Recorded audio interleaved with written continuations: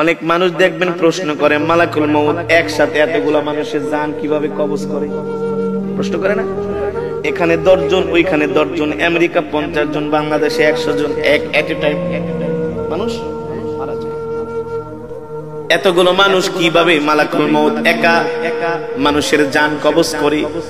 মালাকুল মউত আল্লাহর নবীকে বলতেছেন, ওগো নবীজি, একটা মানুষের হায়াতের জিন্দেগি যখন শেষ হয়ে যায়, আল্লাহ তাআলার আরশে আজিমে একটা গাছ আছে, ওই গাছের সাথে এক পাতা আছে, প্রত্যেকটা পাতায় পাতায় এক একটা মানুষের হায়াতের জিন্দেগি লেখা থাকে। যখন তার হায়াতের জিন্দেগির শেষ হয়ে যায়, 40 দিন বাকি থাকে, তার হায়াতের জিন্দেগির ওই গাছের পাতাটা হলুদ বর্ণ হয়ে যায় 40 দিন আগে।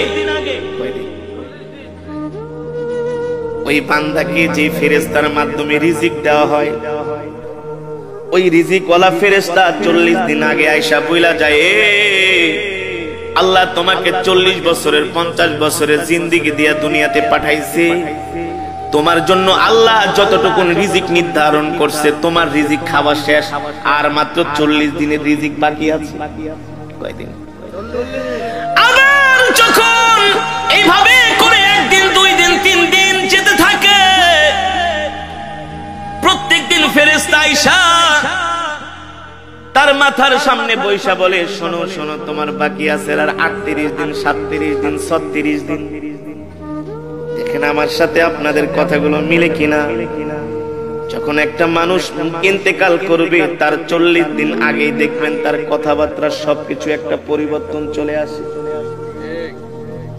খাওয়া দাওয়ায় পরিবর্তন চলে আসে, খেতে পারে না।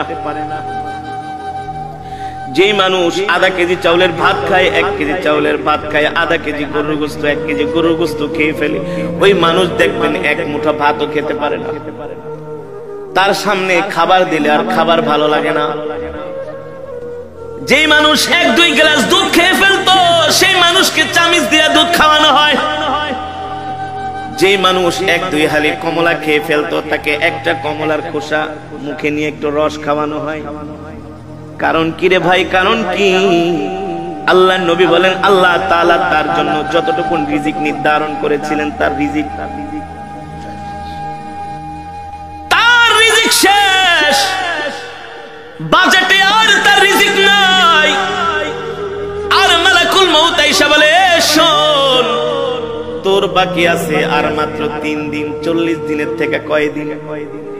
দেখবেন একটা মানুষ মৃত্যুর 3 দিন আগে তার কথাবার্তা আরো চেঞ্জ হয়ে যায়।